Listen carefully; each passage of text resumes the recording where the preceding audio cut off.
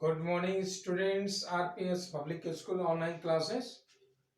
Students, today to continue the grammar session, I have just provided a very important chapter. That's name is word order.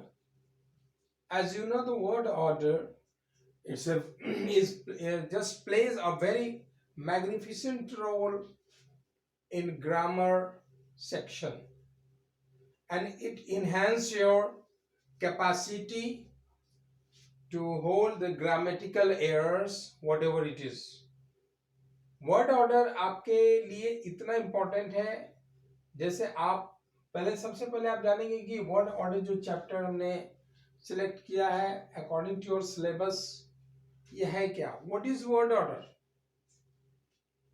Word order को आप ऐसे बहुत simply तरीके से आप इस चीज को कंपैरिजन कर सकते हैं कि किसी चीज को ऑर्डर में रखना, वर्ड को ऑर्डर में रखना, that is called word order. लेकिन आप पूछेंगे, फिर आपका सवाल होगा कि सर वर्ड का ऑर्डर में रखने का क्या मतलब है?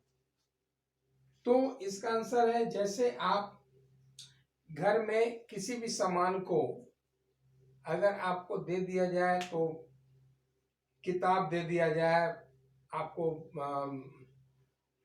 अगर क्लोथ्स दे दिए जाए, तो आप क्या करेंगे? क्लोथ्स को अलमीरा में रखेंगे, किताबों को जो शेल बना हुआ है उसमें रखेंगे। तो एक ऑर्डरली आप रखते हैं, और एक उसको देखते हैं तो बहुत ही अच्छा जो जैसे आप रूम देखते हैं, खूब वेल मैनेज रहता है, वेल एडजस्टेड रहता है, everything is okay in the sense that every article is kept in a order sense.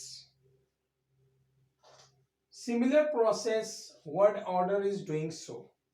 जैसे हम कहते हैं कि गाय घास खाती है, मैं हिंदी में बोल रहा हूं, फिर उसको इंग्लिश में कन्वर्ट करूंगा, तो आप क्या बोलेंगे? The cow it's grass. अब हम अगर इसको ग्रास को हम पहले लिख दें, काउ को बाद में लिख दें, बोलेंगे कि ग्रास जो है पहले हम लिख दिए, ग्रास द काउ इट्स, तो आप कहेंगे कि ये कैसा हो गया? ये तो कोई ऑर्डर ही नहीं है। क्योंकि किसी भी चीज को बनाने के लिए, कोई भी सेंटेंस को फॉर्मेशन के लिए हमको एक नियम आता है, उसका रूल्स होते हैं कि कोई भी सेंटेंस लेंगे तो एक विजुअलाइज मैनर में आप जानेंगे, पहले सब्जेक्ट होता है, तब फिर वर्ब आता है, तब ऑब्जेक्ट होता है, और इस तरह से ही हमको मैनेज करना, that is called word order. ये वर्ड ऑर्डर कहलाता है। जैसा कि मैंने आपको आस्ट्रिक में दिया कि word order refers to, word order किस चीज को रेफर करता है? To the way words are arranged in a sentence. Words को सेंटेंस में हमने वर्ड को एक प्रोसेस के तहत हमने अरेंज किया है in a sentence. The standard word order in English is subject verb plus object. इसी बात को मैंने आपको मेंशन किया था कि अब जो सब्जेक्ट होगा, कोई भी आप सेंटेंस बनाएंगे तो पहले आपको सब्जेक्ट को पहले लिखना होगा, फिर आप उसके बाद वर्ब लिखेंगे, फिर ऑब्जेक्ट लिखेंगे। तो इस ऑर्डर में अगर आप लिखते हैं तो एक सेंटेंस का मीनिंगफुल, उसका सेंटेंस का एक मीनिंग भी आएगा, और एक ऑर्डरली आपने वर्ड्स को प्लेस किए रहते हैं। तो यहां subject plus verb plus object, इसमें आप देख रहे हैं सब्जेक्ट जो आया सबसे पहले आता है, उसके बाद वर्ब आता है, लास्ट में ऑब्जेक्ट आता है। लेकिन इसमें एक चीज आपको ध्यान देने की जरूरत है कि जब सब्जेक्ट आप कर रहे हैं तो चूज कैसे करेंगे कि सब्जेक्ट है?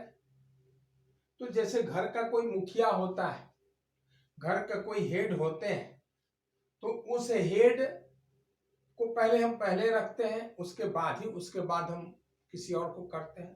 तो सब्जेक्ट एक तरह का आप समझिए कि ये सेंटेंस का गार्जियन हो गया, ठीक है। तो सेंटेंस के बारे में जो कुछ भी कहा जाए तो कहने वाला जो फर्स्ट वर्ड होगा वो सब्जेक्ट हो जाएगा। सेकंड में जो आपका वर्ब आ रहा है, यानी जो मुखिया है, अब वो जो हेड है तो उनका वर्क क्या है, ठीक है। तो हम जो वर्क हम बताएंगे कि उन्होंने ये चीज किया, तो वर्ब मतलब क्रिया हो गया, उन्होंने ये काम किया।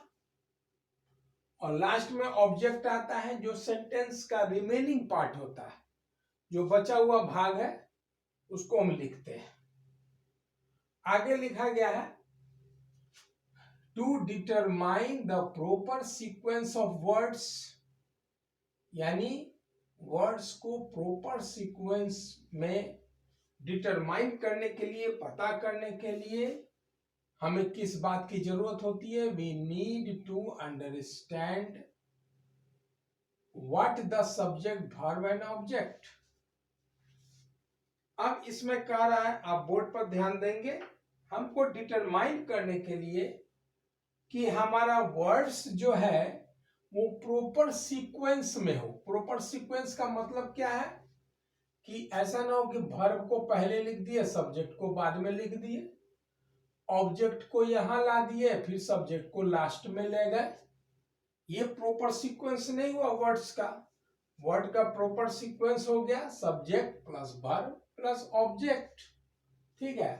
तो वही to determine the proper sequence of words we need to understand what the subject, verb and object.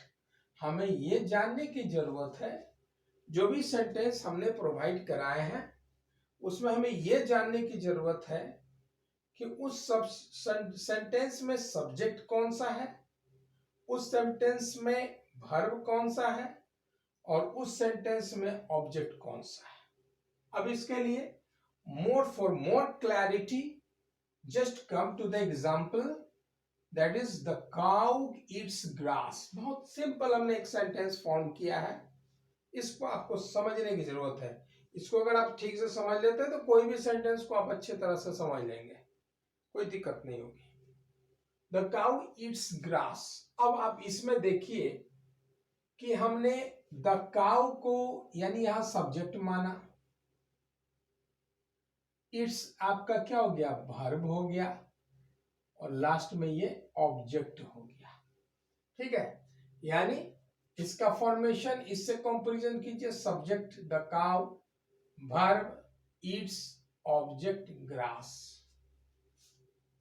अगर हम इसी के, अब ये प्रॉपर सीक्वेंस में यानी एक ऑर्डर मैनर में, अगर इसको हम पहले इट्स दे देते हैं, द काउ बाद में दे देते हैं, या ग्रास बीच में दे दिए, द काउ लास्ट में दे दिए, यानी ये मान लीजिए सब्जेक्ट है, ये V for verb, O for object, SVO, ठीक है। अब हम O को इधर ला देते हैं, S को उधर ले जाते हैं, तो ये प्रॉपर सीक्वेंस नहीं हुआ, क्योंकि हम नहीं, ये कौन करेंगे, ऑब्जेक्ट को पहले ले आएंगे, सब्जेक्ट को बाद में लिख देंगे। ये वैसे स्टूडेंट कर सकते हैं जिनको सब्जेक्ट का ज्ञान नहीं हो, वर्ब का ज्ञान नहीं हो, ऑब्जेक्ट का ज्ञान नहीं हो। यानी सेंटेंस जो भी सबसे पहले आवेगा उस सेंटेंस को हम पहले आइडेंटिफाई करेंगे कि उसमें सब्जेक्ट कौन सा है, फिर वर्ब कौन सा है, और तब ऑब्जेक्ट कौन सा है। और इस तरह से हम उसको आइडेंटिफाई करके उसको एक प्रॉपर सीक्वेंस में लिख देंगे, और यही प्रॉपर सीक्वेंस में लिखना वर्ड ऑर्डर कहलाता है, ठीक है। एक पॉइंट और आ रहा है आपके सामने, a sentence is standard word order is subject plus verb plus object. इसको हमने एक आस्ट्रिक देकर हमने ये लिख दिया है ताकि आपको ध्यान में रहे कि सेंटेंस को स्टैंडर्ड वर्ड ऑर्डर तब क्या हो गया, आपका सब्जेक्ट हो गया। एक तरह का मैथमेटिकल फॉर्मूला तरह याद रखिए, subject plus verb plus object, एकदम फॉर्मूला की तरह। ठीक है, अब नेक्स्ट में जो पॉइंट है, the subject is what a sentence is about so it comes first. हमने सब्जेक्ट के बारे में एक मुखिया के रूप में बताया कि हेड ऑफ द फैमिली। यहां पर एक और चीज आपका पॉइंट में आए, इसको ध्यान में रखेंगे। सब्जेक्ट इज व्हाट, सब्जेक्ट है क्या? तो सब्जेक्ट है अ सेंटेंस इज अबाउट, मतलब what a sentence is about, मतलब जिसके बारे में कहा जा रहा है वो सब्जेक्ट हो गया, सो इट कम्स फर्स्ट। अब काऊ के बारे में कहा जा रहा है, what a sentence is about, cow के बारे में क्या कहा जा रहा है कि गाय घास खाती है, घास खाने का क्रम जो दिखाया गया, तो ये सब्जेक्ट के बारे में कहा गया, और जो सब्जेक्ट के बारे में कहा गया वो खुद में एक सब्जेक्ट हो गया। अब आते हैं क्वेश्चंस।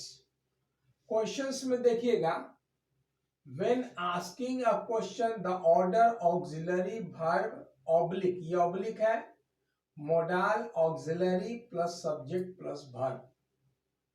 क्वेश्चन के सेंस में सबसे पहले आप क्या देते हैं, ऑक्सिलरी वर्ब देते हैं या मोडाल ऑक्सिलरी देते हैं, प्लस उसके बाद तब आप सब्जेक्ट देते हैं, तब वर्ब देते हैं, और फिर क्वेश्चन मार्क तो अपने आप आ ही जाता है। तो अब आप कहिए कि सर ये ऑक्सिलरी वर्ब में क्या क्या होता है, तो ऑक्सिलरी वर्ब में मैंने यहां कैटेगराइज किया, एक बी में, एक डू में, एक हैव में। तो बी में ऑक्सिलरी वर्ब में कौन कौन सा आता है, am, is, are, was, were, being, been, ये आता है ऑक्सिलरी वर्ब में। और डू के सेंस में क्या आएगा ऑक्सिलरी वर्ब में, डज, डू, डिड, ये आ जाएगा। और जब हैव के सेंस में देंगे तब क्या आएगा, हैज, हैव, हैड, हैविंग, ये सारा आपका हैव के सेंस में आता है ऑक्सिलरी वर्ब में।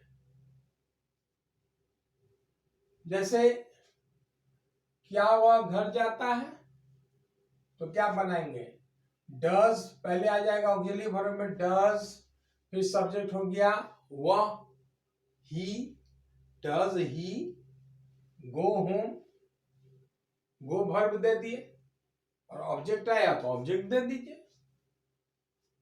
अब हमने ऑब्लिक देकर मोडाल ऑक्सिलरी भी दिया था, तो मोडाल ऑक्सिलरी में कौन कौन है, can, could, should, might, may, shall, ought, यही सब होगा। वुड, वुड भी आएगा, विल भी आएगा, ठीक है, मॉडल ऑक्सिलरी में। उसका एक एग्जांपल मैंने दिया यहां पर, does your cow like grass.